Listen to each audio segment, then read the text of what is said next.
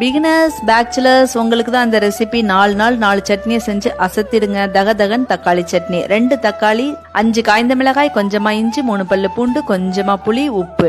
நல்லா நைஸா அரைச்சிட்டு இதை தாளிச்சுக்கலாம். எல்லாத்துக்கும் ஒரே தாளிப்பு தான், அப்படியே ஃபாலோ பண்ணிங்க. எண்ணெய், கடுகு, உளுத்தம்பருப்பு, கருவேப்பிலை நல்லா பொரிஞ்சோன்னு சட்னியில சேர்த்துக்கலாம். தகதக தக்காளி சட்னி ரெடி. கம கம கொத்தமல்லி சட்னி. ஒரு கைப்பிடி அளவு கொத்தமல்லி, 2 பச்சை மிளகாய், இஞ்சி, ஒரே ஒரு வெங்காயம், பெரிய வெங்காயம், பாதி தேங்காய், உப்பு.